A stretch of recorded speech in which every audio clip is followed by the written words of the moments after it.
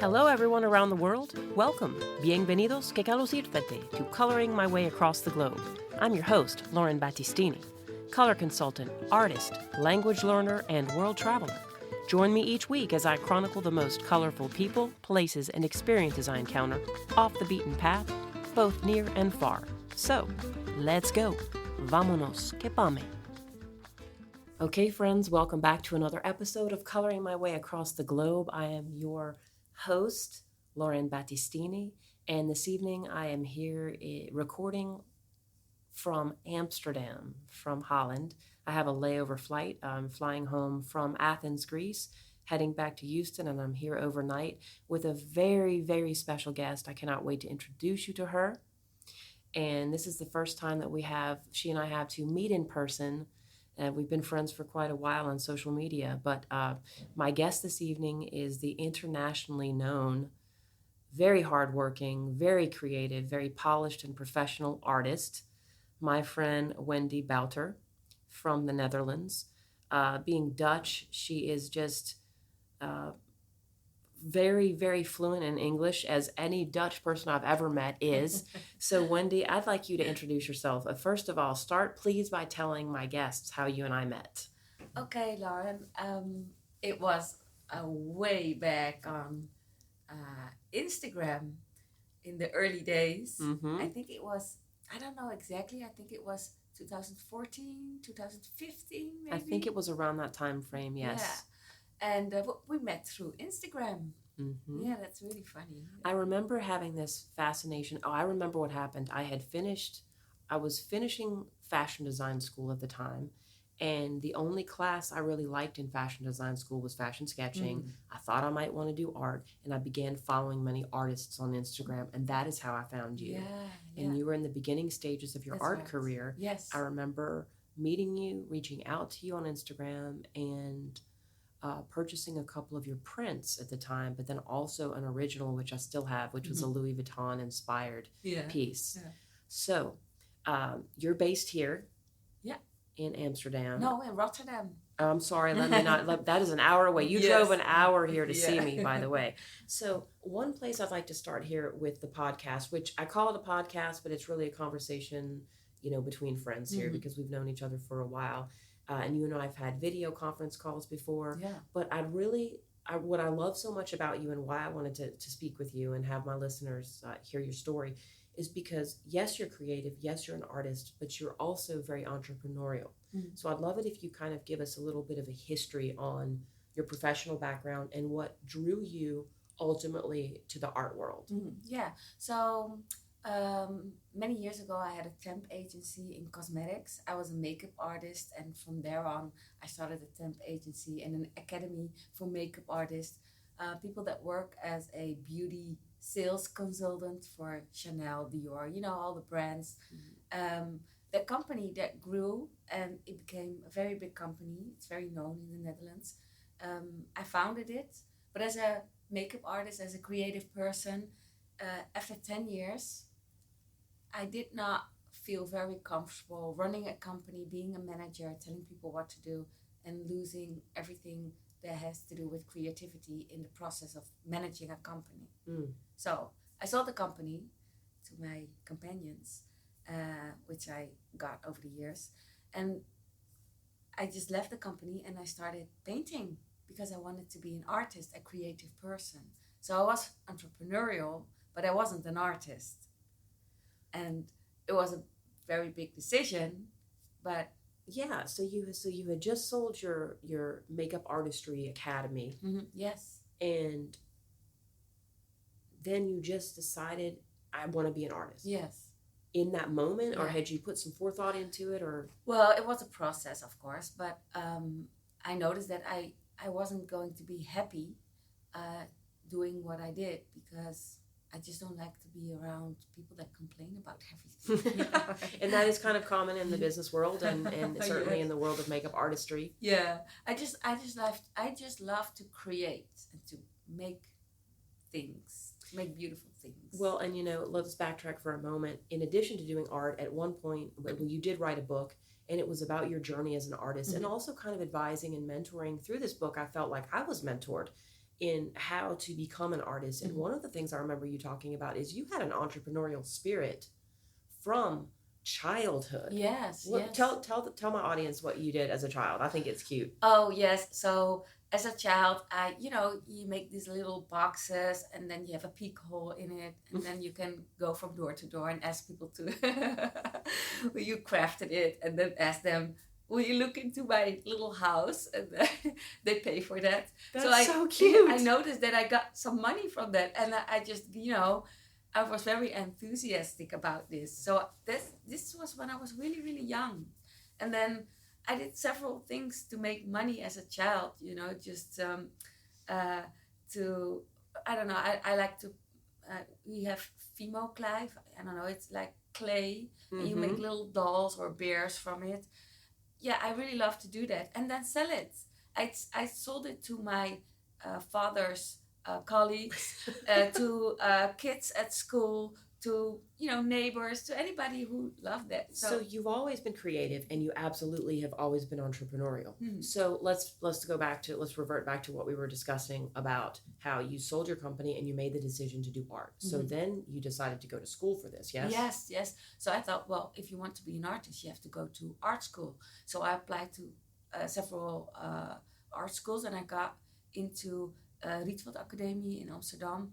It's a very known academy, and I did the orientation year. But while I was doing that, I already knew that I wanted to make something that had to do with fashion and cosmetics. And that school was more of concepts in art. It was more about the thinking as an artist, not about creating. Okay. So I did it for a year. And, well, we haven't mentioned it, but it's important. I have 2 kids. Yes. One is has disabilities, has health problems, and they were very small, so it was very difficult to go to art school on Saturday and find someone to take care of the children as a single mom. Yes. And also to start a new business with art, not making any money. So it was a very difficult time. And yes. I tried a lot of things, going to art school, starting to paint whatever I thought I was going to paint. And it was a real journey to find the signature style that I'm making now. Yes. So I want to commend you, because you and I have had many conversations about this, both of us, and now I am also a single mother. At the time I was still married when you and I met, but I was very impressed by the fact that despite all of these things you had kind of working against you, you still persevered and you decided to become an artist, including people, well-intentioned people in your life telling you, hey, why are you trying to become an artist? So I have a question for you now, which is, how did you summon the courage, the strength, and the laser focus it required? How did you summon these things to persevere and really pursue art full time? Because that's what you did. You were at a crossroads and you pursued art full time, which is not practical. Art's not practical, but in your heart, you knew you wanted to do it. How did you have the strength to do it?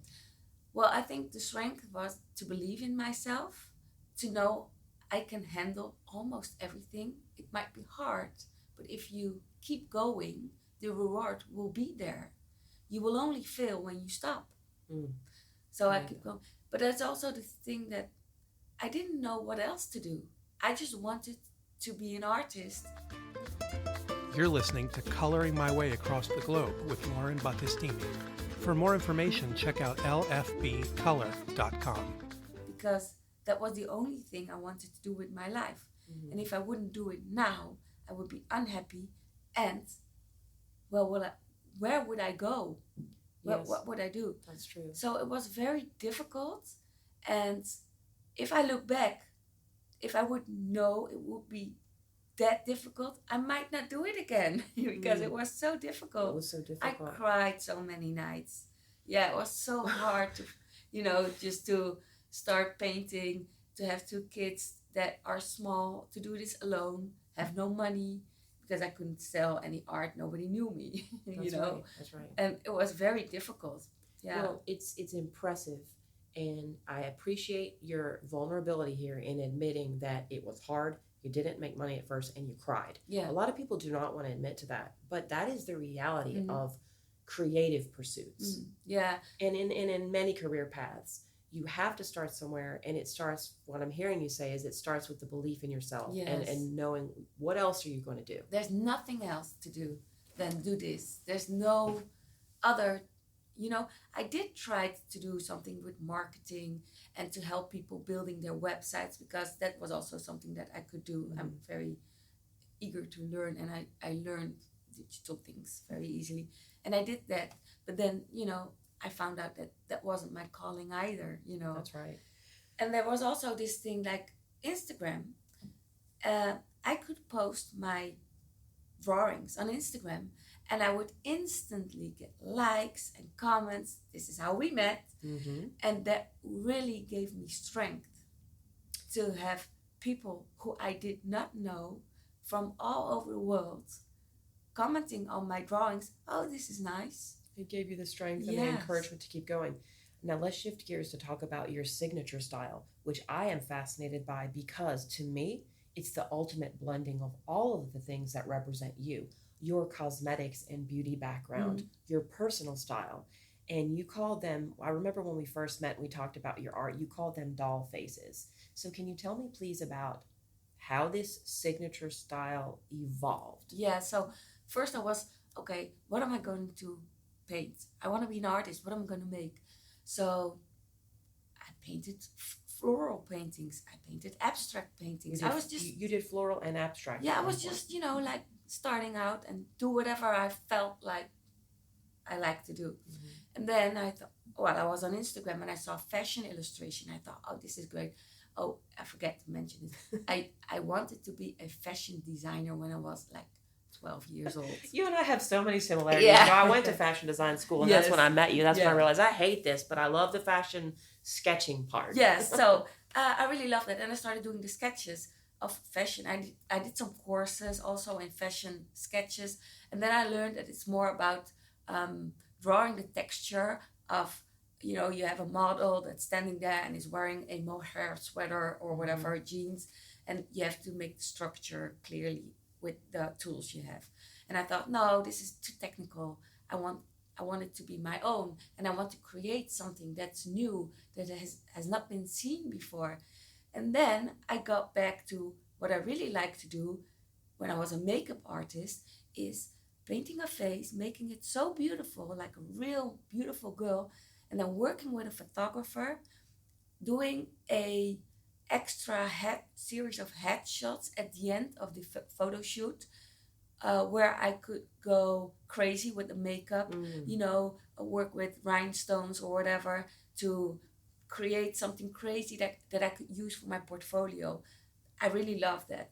And when I was painting, I was going back to those, like from the shoulders and up. That's right. I remember from the very beginning, your work has always been more close up. Yeah, but I also had some with bodies and legs, but I didn't like to do the legs and the bodies. Those were pretty, but I noticed your style evolving, and it always incorporated the doll faces, and your doll faces have distinct features. Yes. Talk about those. This is part of your signature style. Yes. So as a makeup artist, I also had an academy, so I teach people about this. The thing is that you want to do is in the face, you want to create this feature of, it's kind of like a baby-ish feature, but an adult face that has like big eyes, wide eyes, small nose, big lips, and the area of the nose, the mouth, and the chin is close to each other, and the eyes are actually, it's not realistic, too far apart. That's what you want to create with makeup, to look younger, to look more open, to look more beautiful, to have this baby-ish features. I see that, okay. And this is what I do in my paintings. It's an adult face, but it has the features of, you could say a baby, but it's not. But this is why it's not realistic actually, but it's, in a way it is. Yes. And your style, what I've noticed as well, so in addition to this look of these doll faces, you also are you create art that I think represents your personal fashion sense as well, which to me is haute couture a little bit, more high-end, glamorous, very feminine, very colorful. Yes. classy. I think you're very inspired by some of the brands such as Chanel and Louis Vuitton. So can you talk about those other aspects as well of your art? What inspires it? Well, I think if you look at my paintings, most of them are like posing as a model. Mm-hmm. The pose that they're using is the model that is posing for like a advertisement campaign for a mascara or jewelry or a foundation or a perfume. Like the naked shoulder. Yes. Or just some I'd say coverings, just minimalistic clothing, but you see a color in the background or over the shoulders. Some do have an outfit that's from my Dolce & Gabbana runway look. I look at the photos they publish after the show, and I go through them, and I look at the ones that have the biggest earrings, and some have something on the head, and I use them as an inspiration. Inspiration. And this brings me to something else, and I want to talk about the business side of artistry and a challenge you recently had, which is it was on Instagram. You were banned from Instagram for a couple of days through no fault of your own. You pivoted quite quickly. You pivoted quickly and you addressed the situation. Tell us about it, because it was through no fault of your own. Tell us about what happened. I thought it was genius the way you handled it. Yeah, so in my paintings, I use I look at the shows of the brands, like for example Chanel or Louis Vuitton. In this specific Instagram issue, I posted a painting of one of my muses, that's how I call them, wearing Louis Vuitton earrings. Look, those earrings that are sold by Louis Vuitton, I paint them. I make them bigger because the muse is like only the head, so the painting is big, so the earring is big, and you see the logo in it. And I published it on Instagram. Look at this painting. The text is featuring my muse wearing Louis Vuitton inspired jewelry. That's the name of the painting. And there's also a link to my website with the name of the painting. Instagram saw this as counterfeit Or copyright infringement or something. And they removed it. They removed my complete Instagram account. It was gone. Yes, it was gone. I was like, well, I had this pop-up due to violation, copyright, blah, blah, we removed your account. You are listening to Coloring My Way Across the Globe. Stories of the most colorful people, places, and experiences off the beaten path, both near and far, as hosted by myself, Lauren Battistini. Each week, I'll be interviewing color professionals, artists, world travelers, language learning experts, digital nomads, other entrepreneurs, creative professionals, visionaries. There's something here for everyone interested in the world around them. Keep listening, there's more to follow. And so this is like a potential sullying of your brand, which you worked very hard to build. Yes. You've always been an honest woman, an honest artist, a person of integrity, and your approach, your handling of this situation, I thought was extremely professional, because you immediately took to all other social media platforms, including LinkedIn, to explain your perspective of what had happened, how this was not your fault. And in addition, what I was very impressed by is you began doing more blog-centric content, because you own that content. No one can take that away from you. Yeah, I felt it was very painful, because when your Instagram account is removed, you have lost all your images, also all the text you worked very hard on. Yes. I've worked for years on this content. That's and right. It's also like a portfolio. People go there and they can see how hard you work. Even it's also like an archive. If you scroll back on my Instagram, you can see I started in 2014. That's right. We see the evolution of your work. See the evolution, yeah. But it was gone. It was all gone, and it really hurt. So that's why I started a blog. So I thought, well, if everything is gone, I really have to get myself together and start again in a blog, because nobody can take that away from me. It's my website. That's right. And this is one of the many business lessons that you've learned, and you've handled these things so well. I want to take this back to a conversation that you and I had around the time of the pandemic, when I was trying to figure out if I wanted to pursue art full time. Now, 2023, moving into 2024, I have decided that I do want to do art, travel illustration, travel-based type of art. I am going to take us back to a conversation we had in which you told me, Lauren, if you're struggling to figure out what to do artistically and how to get motivated, you told me a few things. One of the things you said, you might recall, was sit for 10 to 15 minute increments and just draw, repeatedly draw what comes to you, and continue to do that exercise until you develop a style. Yes. The style will evolve. It will come from within if you just sit and do this. That was one thing you said. And the second thing I remember you telling me was, Lauren, if you want to be practical about it and start making money now, do your research and figure out what kind of art sells and do that for now. And even before this podcast recording, you were giving me some advice tell me the advice that you're giving me. You can go ahead and say it on here because I'm still trying to figure out. Well, so you're a color expert. You give advice in coloring of interiors or exteriors and whatever. That's right. So there are many companies, businesses, offices that need art on the wall. You know how to work with color schemes.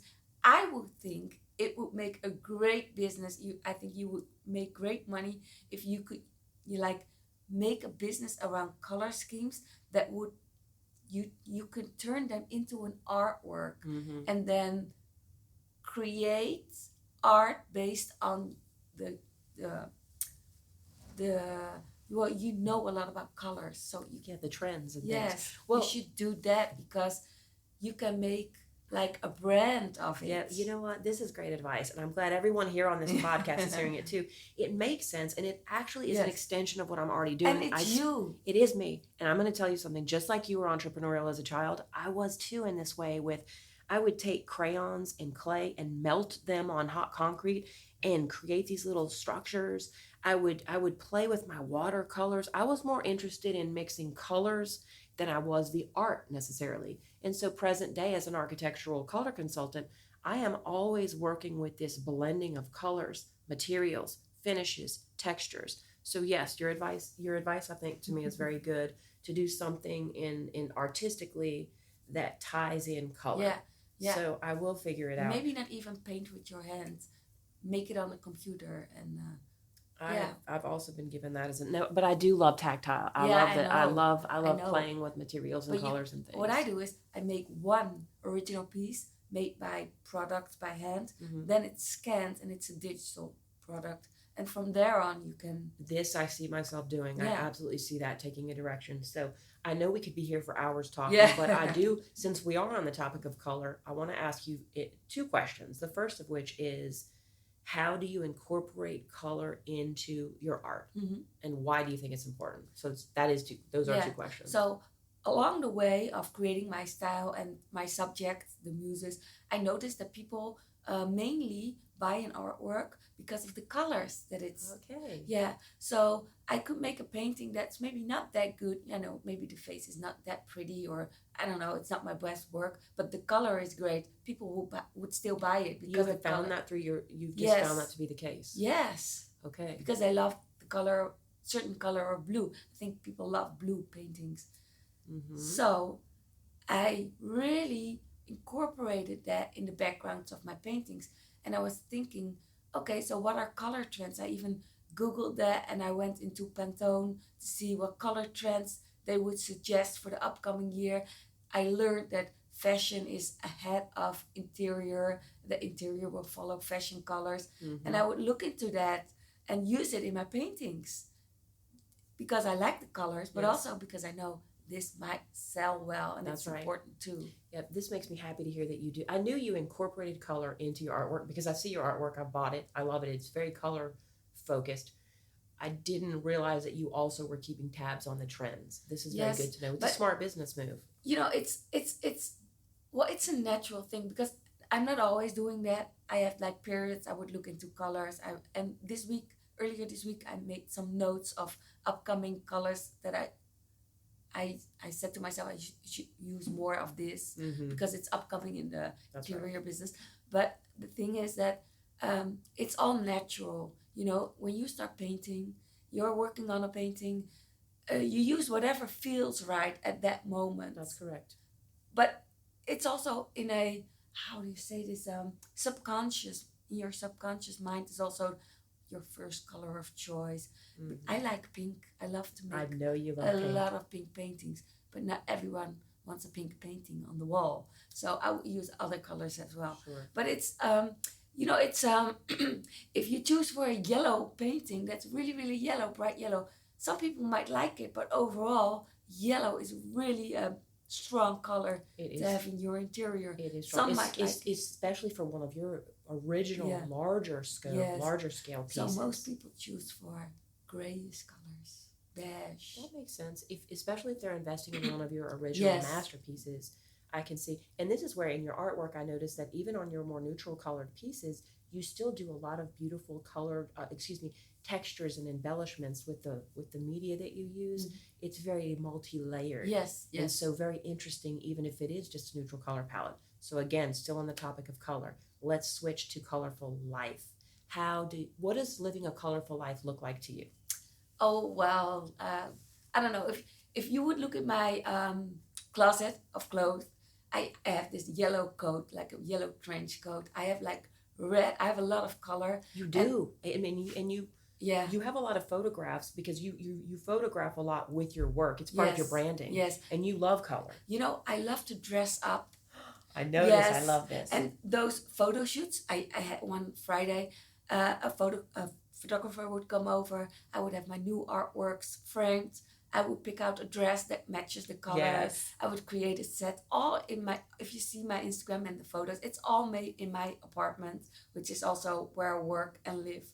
And every time we try to make a new set of decor with everything I have, I even buy specific items just to create a new feeling. I buy specific I think this is so fantastic. Vases in pink or yellow or blue vases. I go buy flowers that have like bright colors to use in the photos. Mm-hmm. Sometimes I don't use flowers, but mostly. And then colorful outfits, because we love color. Yes. I think most people are afraid of color. I run into this all the time in my work. They are afraid of it, but they love it. Yes. And they're afraid of it because it's a contradiction. They don't know how to utilize it. Yes. And so that's why they hire me, and that's why they purchase your art, because your art gives them this freedom to express what they really want to express with color. But yes, I think that what you do, you are your art. Your art is you. Yes. So I love that you are able to build your brand and to reinforce that with the images that you take of the, and also your sense of style as well is conveyed in your art. You're listening to Coloring My Way Across the Globe with Lauren Battistini. For more information, check out lfbcolor.com. Your personal sense of style. You're a very classy dresser, and you have this attention to feminine details, and your dressing style is more upscale, and it's very polished and refined, but yet whimsical and feminine at the same time. And again, that's expressed very well in your art. I love it. I feel like there are a couple of other questions I need to ask. And well, I want to ask you, let's end with two questions. The first of which is advice that you would give other creative professionals like myself. We're trying to find our way. Mm-hmm. What advice do you give us? Oh, well, I could say so many things. I know, we could be here for hours. Yeah. But it's too easy to say, but just go for it.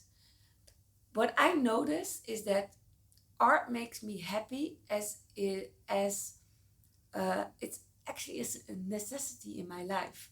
If I don't have time to paint, like for example, the last couple of weeks were very busy, I had lots of sales, then I have to bring a lot of artworks to clients. I have to do a lot of, tasks that are not painting related. Right, the administrative side of your business. Right. And then I feel I miss something. And I think that if you have the feeling in your guts that you need to be a creative person, for all sakes, do it. Yes. Because you will miss out on something in your life. I appreciate this advice, and I'll tell you why. Because I am at that crossroads. And yes, I'm an architectural color consultant. Yes, I've begun to do this travel content and things. But for the last 6 or 7 years, ever since I took that fashion sketching class, I've known in my heart of hearts that I needed to pursue art. And I put it on the back burner because of its impracticability. Is that a word? Yeah. It wasn't practical. It didn't seem feasible. But when I sit with my art and just with all of my materials, and I begin to just do pieces that whatever comes to my mind, I am telling you, I am in such a place of clarity and wholeness and joy. And also, when I do sell my art pieces one day, I think you've had the same feeling. When people buy my art and I see the smile that it puts on their face, it lights up my world as well. And it reminds me that, yes, there is value in art in this world. Yes. That art, we may think of it as frivolous, we may think it's not a necessity, but where would we be in this world if we didn't have art? So there is a need for people like you and myself to create this loveliness in the world. And then, I don't know why I'm blanking out on my last question, but it was about, goodness. Well, I want to add, yes, I think the beauty lies in that people are so happy you created something that they couldn't have made it. And it makes their life and their home walls so much more beautiful. And it enriches their lives. I like this. They tell me. You know, I think also you speak multiple languages just as I do. You speak English perfectly, and Dutch is obviously your first language. I speak English as my first, Spanish is my second. I'm learning Greek. I've begun to see parallels between art creation and language learning, and I'll explain. I used to be so perfectionistic about everything, and with language learning and then with art, and I realized, no, just as I'm learning languages and it's how I express myself, and though it's not perfect, even in English, it's how I express myself. Art is much the same. Yes. So my brand of art, it's my language. It's how I'm conveying these creative thoughts I have in my mind. They don't have to be perfect. I don't have to be Picasso. I don't have to be you. I don't have to be any other travel illustrator. I am me. And people, when they buy work from me, they're buying my interpretation of creativity. It gives them joy. They're buying it because they like me. They like my style. My style doesn't have to be anyone else's style. And I think that is something that prevents artists from emerging, is they think that they have to do art a certain kind of way, or that it has to be showroom ready or art gallery ready. Well, who's to say? No. Who's to judge that? Yeah. Nobody. No, you should just make art for the sake of it and just create as many pieces as possible. I also remember that advice you told me, Lauren, sit by yourself and just focus and do as many pieces as you can of just whatever you want to do, and your style will evolve. You'll figure out what that style is, and then you'll perfect that style. So now I remember what my last question of the day is. My last question is, tell us about what 2024 holds for you. I know you have historically done a lot of big collaborations, including with Hallmark cards, with some different art galleries, with some tapestries that you've had your brand, your images placed upon. What are you doing in 2024 that we need to know about? Because we're excited for you. I know I am. Well, I think for me, the most important thing to do is to create more work. Yeah, you might not believe it. I already have a lot of paintings. You do. But you know, I'm really dreaming of a collaboration with a Chanel, for example, that they would use my art as a advertisement image in their outings in, like magazines, billboards, whatever. So because of that, I have to create more art that is, going into that direction. It already is. Yes, but it is. Coming from the cosmetic background, this is my goal. Maybe for 2024. Maybe it will happen in 2030 or 40. I don't know when. But this is what I'm aiming for, of course. I feel like it could be a short-term goal, frankly. And I say this because your work already looks like it belongs on perhaps product collateral, packaging, part of their ad campaign. Your work looks like it belongs there. So I encourage you to go for that. And I can see that absolutely happening in the future.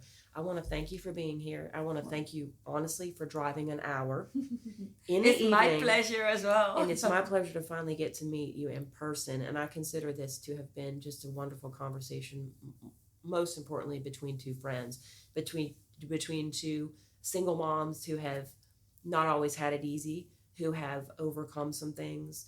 And I commend you, and I'm telling you, I'm not to sound like your mom or anything, but I am very proud of you. I'm proud that's so nice to hear. Because I've seen your work, and I've known you for enough years now. I've seen part of that struggle, and I've seen you evolve, and I've seen you do this with a lot of poise, grace, class.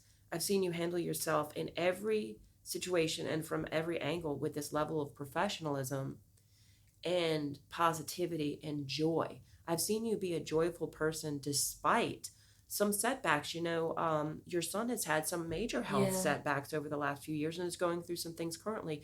And I've always seen you handle things without any type of self-pity. Mm-hmm. You have forged ahead. And I think that you are a wonderful example to not only your children, but to your friends and to people like me who are struggling in our own way to find our way as entrepreneurs, as professionals. So looking to you to see how you've handled things, you've just been a really wonderful example. So well, I'm happy to hear that because I love to be an inspiration. That's why I wrote the book, of course. Yes. To encourage people. Well, everybody has his own path, but if you want to, just take the leap because it's difficult, I know, but it's worth it. It's worth it. Yes. So friends, I really well, Wendy, thank you for being here. And to my listeners, I want you to be sure to check out. I've got everything in the description of this podcast episode, links to Wendy's work, and also there will be an accompanying blog post to this. So please do check out her website. She always has beautiful new work. She's got a combination. You have a combination of prints and then larger scale masterpieces. Yes. Before we end, tell us about that though. What type of inventory you have available? So I make one original artwork that's called the masterpiece, and then I create a digital scan of that, and I create hand-painted limited editions on order. So like when they buy it, then I create it, especially for the one that's ordering, and then it's only limited to 5 pieces worldwide. So it's very unique. And I also have the carpets on the wall right now. It's a collaboration with a company that creates, well, it's actually like a carpet on the floor, but it's framed, so you put it on the wall. So it's fire retardant, and it's also acoustic. If your space is like echoes in it, you can use it on the wall. It absorbs some of that sound. A bit, but it's really nice. Yeah, very it's woven art. It's very impressive. So there's something for all types of art collectors. Yes. And I like that. I have small prints. I have very big prints. I have cards. Make it. I love that you make it. You make your art accessible to beginning art collectors as well as seasoned art collectors. A lot of people are beginning art collectors because they never bought art because they didn't like art, and then they weren't taught. They didn't come from homes where really art was collected, so they don't understand. They don't even have an eye necessarily for it because they just didn't grow up with it. It wasn't part of their culture, or they just didn't know. A lot of people. So, well, I hope you guys will check out Wendy's art. And thank you again, Wendy, for being here. And until next time, everybody, continue to live your lives colorfully. Thank you for being here. Thank you for tuning in to this week's episode of Coloring My Way Across the Globe. I hope that you've enjoyed the conversation, and we would love to stay connected with you throughout the week. The best way to connect is by subscribing to our newsletter at www.lfbcolor.com. That's www.l as in Lauren, F as in Frank, B as in boy, color, COLOR.com. Also, you may find us on Instagram using the same handle, LFBcolor, for the latest stories, podcast guest profiles, travel photography, language learning diaries, and my own colorful art. Hope to see you there, friends. Thank you again.